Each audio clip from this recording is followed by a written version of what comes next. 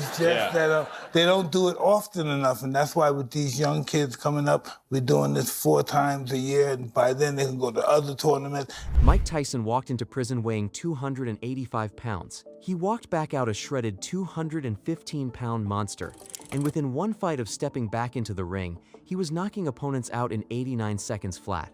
He didn't have access to a single piece of gym equipment the entire time. Just a concrete cell, a deck of playing cards, and quite possibly the most brutal bodyweight training system ever devised by anyone. And here's the part that genuinely sounds insane once you hear it in his own words. Tyson has said those 3 years behind bars were the best 3 years of his entire life. "I had the best 3 years of my life in prison." That's a direct quote.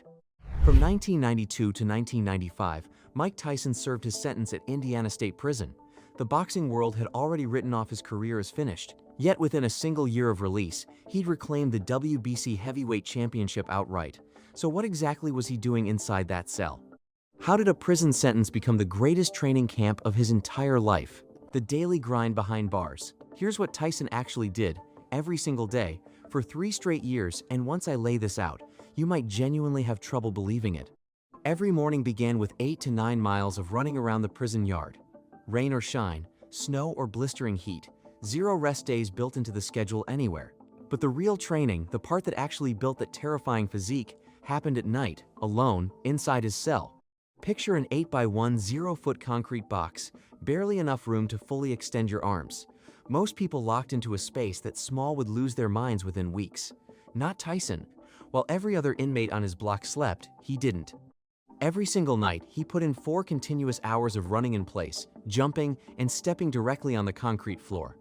Remember, this is a man who weighed 285 pounds when this began.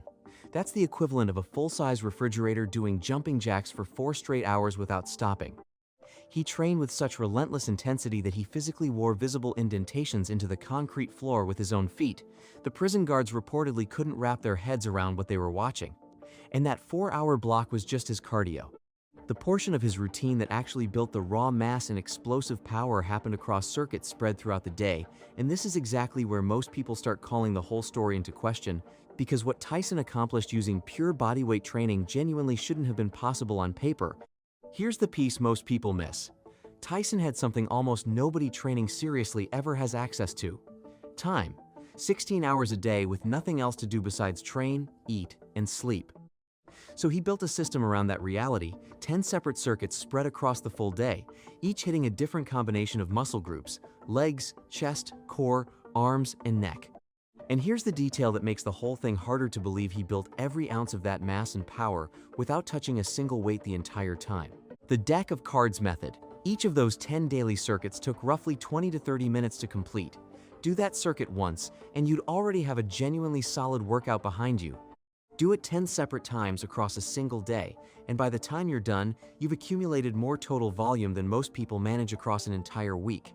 Here's the problem with volume at that scale, though especially with something like squats, your own brain becomes your worst enemy the moment the numbers get large enough. Wait, how many was that? Did I already finish this set? Tyson recognized this problem from day one, and he came up with something genuinely brilliant to solve it.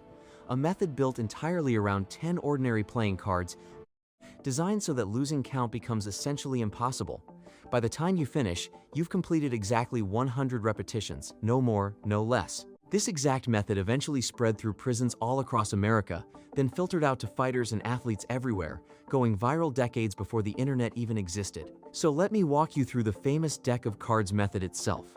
All you actually need is 10 playing cards. That's the entire equipment list. Line them up in a straight row on the floor, spaced roughly 3 to 6 inches apart. It genuinely doesn't matter which specific cards you use. You start at the very first card. Squat down, pick it up, and stand back up one squat completed. Now you walk to the second card while still holding that first card in your hand. Squat down and place the first card directly on top of the second card. That's 2 squats total, but you're not finished with that second card yet. Squat back down to pick the first card back up, then squat again to pick up the second card as well. That's 4 squats total. Now you walk to the third card while holding both cards. Squat down to place the first card. That's 5. Squat down again to place the second card. That's 6. By the time you reach the fourth card, you're performing 4 full squats just to place all your cards down, then 4 more to pick them all back up again. Do you see the pattern? With every card added, you're stacking on more squats automatically. The pile keeps growing, and every move to the next card means more squats, both to set cards down and to gather them back up. But here's the clever part. Your brain never once has to actually count a single repetition. You're never thinking, okay, was that 47 or 48? The cards handle every bit of that counting for you, built directly into the mechanics of the movement. By the time you finish the 10th and final card, you've completed exactly 100 repetitions, guaranteed every single time. What the circuits actually looked like. Now let's get into the actual exercises Tyson performed inside these circuits and exactly how many repetitions each one involved, because I've been circling around this long enough. He opened every circuit with squats, and we're not talking about a casual gym set of 10 or 15 reps and calling it finished. This was 200 full squats per single circuit. And remember, that's just one circuit out of the 10 he completed across an entire day. By the time the day ended, he'd accumulated 2,000 total squats. After the squats came push-ups, 50 of them per circuit, which honestly sounds manageable enough on its own. But when you're repeating that 10 separate times throughout a single day, you're looking at 500 total push-ups daily, and your chest and triceps quickly start to understand what genuine training volume actually feels like. Then things escalate even further with the core work. Tyson wasn't doing 30 or 40 sit-ups and treating that as sufficient. He was grinding out 250 full sit-ups per circuit, every single time 2,500 sit-ups by the time he finally went to sleep each night. His abdominal muscles genuinely had no other option but to turn into something resembling stone under that kind of daily punishment. Inside a prison cell, you obviously don't have access to fancy dip bars or gym equipment of any kind. So Tyson simply used what was actually available to him, the edge of his own bed frame. Hands positioned behind him on the bed, feet planted on the floor, lowering his body down and pushing himself back up. That worked out to 50 bench dips per circuit, repeated across all 10 circuits daily, 500 total dips, thoroughly destroying his triceps and shoulders in the process. So when you add every piece of this together, this is usually the exact point where people stop believing the story entirely. Mike Tyson was performing 2,000 squats, 500 push-ups, 2,500 sit-ups, and 500 bench dips every single day for 3 consecutive years without interruption, scaling this down to your actual life. Now here's the part that actually matters for you specifically, because I already know what you're thinking. Okay, cool story, but I'm not in prison. I have a job. I have real responsibilities pulling at my time. There's no possible way I'm fitting 10 circuits into a single day. You're completely right about that. You genuinely can't do what Tyson did, not right now, and possibly not ever, given how your life is actually structured. But that doesn't mean this entire system is useless to you. If you're a complete beginner, someone who does 20 squats and feels it in your legs for the following 3 days, you're not starting with the full 10-card version of this method. You're starting with just 5 cards instead of 10. 5 cards works out to exactly 25 total squats, your starting baseline. Perform that 3 times a week, Monday, Wednesday, Friday, giving your body real recovery time to actually adapt. Stick with that exact volume for a full month before changing anything. Then add a 6th card, bringing you to 36 squats per round. Keep building incrementally along that pattern, 1 additional card roughly every 4 to 6 weeks. Within about 6 months, you'll genuinely be capable of handling the full 10-card deck, 100 squats in a single continuous round, without your legs completely giving out. If you're already at an intermediate level and you've been training consistently for a while, you can reasonably handle more volume from the start. Begin with the full 10 cards immediately, but only complete it once through, not the 3 full rounds Tyson was running daily. That's 100 squats, performed 3 to 4 times per week. Once that genuinely starts feeling manageable, not simply, I technically survived it, add a second full round on top of the first. The neck that made him terrifying. Now let me walk you through the one physical feature that made Tyson look genuinely frightening standing across the ring from anyone: his neck. For reference, the average adult male neck measures somewhere around 15 inches in circumference. Tyson's neck measured somewhere between 20 and 22 inches. His neck was, quite literally, thicker than most people's thighs. Here's why that actually mattered inside the ring specifically. A powerful neck is often the deciding factor between getting knocked out cold and successfully absorbing a punch that would drop most other fighters instantly. The moment you take a shot to the head, your neck muscles are what stabilize your skull in place and prevent your brain from essentially shutting down under that impact. Tyson built that entire feature using only 2 exercises total. Every single day, he'd spend 30 full minutes performing wrestler bridges lying flat on his back, planting both feet, and arching his entire body upward so that essentially all his weight rests balanced between his head and feet, then rocking steadily back and forth in that position. It's genuinely one of the most physically intense neck exercises that exists anywhere in strength training. Alongside that, he performed neck curls 50 repetitions per circuit, repeated across all 10 daily circuits, working out to 500 total neck curls every single day. He'd lie either on his back or his stomach and simply nod his head up and down through repeated reps, sometimes adding a towel for extra resistance, sometimes relying purely on body weight alone. When you're grinding through 500 repetitions daily, your neck genuinely has no remaining option except to grow substantially over time. And there's a psychological layer underneath all of this too. The moment someone sees a neck built that thick, their brain registers a threat almost instantly, without any conscious thought involved. That effect was exactly what Tyson was after the whole time. Before prison, the D'Amato years. Back in the 1980s, training under legendary coach D'Amato and later Kevin Rooney, Tyson followed what might genuinely be the most extreme training schedule in the entire history of boxing. His day began at 4 a.m. sharp. While every one of his future opponents was still fast asleep, Tyson was already out running 3 to 5 miles, followed immediately by 10 interval sprints, then 10 box jumps. And before he'd even returned to bed for a bit more sleep, he'd already knocked out 500 push-ups and 500 sit-ups. All of that happened before breakfast was even served. Tyson took real satisfaction in knowing his opponents were still asleep while he was already deep into work. D'Amato firmly believed boxing was roughly 90% mental, and Tyson bought into that philosophy entirely. But the heaviest physical work actually started around noon.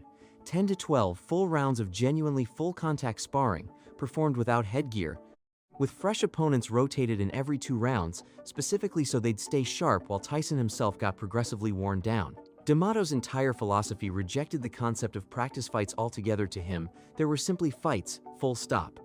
Sparring against a young Tyson developed a reputation as a genuinely dangerous job to sign up for. People got legitimately hurt in those sessions. Then, between noon and 5 p.m., he'd work through another 4 to 6 rounds split across the heavy bag, the speed bag, the slip bag, focus mitts, and D'Amato's own invention, the so-called Willy bag, a specialized training tool marked with numbered zones specifically designed for drilling precise combinations. And remember those calisthenic circuits from his prison years described earlier? He'd actually already been performing versions of that same training well before he ever set foot in prison at all. Here's the part of the story that genuinely sounds like science fiction. D'Amato had Tyson undergoing regular hypnosis sessions as part of his training. During these sessions, D'Amato would repeat specific affirmations directly into Tyson's subconscious mind. "You're a fighting machine, Mike, the best fighter God has ever created. You are ferocious. Your intention is to inflict as much pain as possible." The mental conditioning Tyson underwent was treated as being every bit as critical as the physical training itself, fueling the machine. So what did Tyson actually eat to sustain all of this output? Because you simply cannot run 8 to 9 miles every single morning, complete 4 hours of nighttime cardio, and grind through 2,000 squats, 500 push-ups, and 2,500 sit-ups daily without serious fuel behind it all. And this is where I'm about to disappoint a fair number of you expecting something exotic. During his prime years training under D'Amato, Tyson ate the way any serious athlete of that era generally would.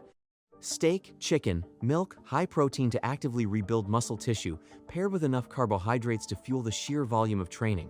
Nothing fancy, nothing exotic or complicated. No $200 supplement stacks or elaborate macro calculations involved anywhere. But once Tyson entered prison, his entire nutritional situation shifted dramatically. Inside prison, Tyson actually had real privileges. The administration granted him access to essentially whatever food he wanted, given exactly who he was. He genuinely could have eaten almost anything available to him. Instead, he chose to eat one specific thing almost exclusively: canned tuna, every single day without fail. Now, you might assume he'd simply discovered tuna as some kind of ideal food for fat loss and muscle building simultaneously. But the actual reason was far more practical, and honestly, somewhat darker than that. Tyson was genuinely paranoid about the possibility of his food being tampered with. Consider his actual situation. Mike Tyson, one of the most recognizable athletes on the entire planet, incarcerated alongside inmates who might genuinely want to harm him, guards who may not have liked him personally, people carrying real grudges against him. Eating food prepared by unknown hands under those conditions represented a genuine risk. So, Tyson stuck exclusively with canned tuna factory sealed, verifiably safe, impossible for anyone to secretly interfere with. What you actually do with all of this? I've just thrown an enormous amount of information at you here. Prison circuits, the deck of cards method, neck training specifics, 4 a.m. runs, hypnosis sessions, and you're probably thinking, okay, this is fascinating, but what do I actually do with any of it? Here's exactly that. First, let's be honest about your actual situation. You're not incarcerated with 16 free hours a day. You're not a professional athlete with a support team built around you. You don't have a coach running hypnosis sessions on you every night. You have a job, real responsibilities, and maybe an hour or two available each day to train. So, we're going to take Tyson's core principles and scale them down to fit your actual life. Step 1. Pick your genuine starting point. As covered earlier, 5 cards if you're a true beginner, 10 cards if you already have some real training experience behind you, performed 3 times a week as your foundation. Once that feels comfortable and sustainable for a full month, layer in the remaining exercises from the circuit: push-ups, sit-ups, and bench dips, but scale every one of them down dramatically. Start somewhere around 10 to 25 repetitions depending on your current level, not 50 or 200. On off days, add in some light cardio, 15 to 30-minute walks or easy runs. Every 4 to 6 weeks, add exactly 1 new element: more cards, more reps, an additional training day, 1 single change at a time. That incremental approach is genuinely how you build real capacity without burning yourself out. Step 2. Nutrition. Keep this deliberately simple. Tyson ate steak, chicken, and milk during his prime years, and canned tuna during his prison years. High protein, paired with enough overall food volume to properly fuel whatever training you're actually doing. Don't overcomplicate this any further than it needs to be. Step 3. Neck training comes later, not now. Don't jump straight into wrestler bridges on day 1 of your program. That's precisely how people end up injured. After a full 3 solid months of consistent circuit training behind you, then introduce 5 to 10 minutes of light neck work, twice weekly. Build into it slowly and deliberately. Tyson's 30-minute daily bridge sessions came only after years of accumulated conditioning behind him, not as a starting point. But here's the thing: underneath every single piece of this system, none of it actually works without the one ingredient Tyson genuinely had inside that concrete cell: discipline.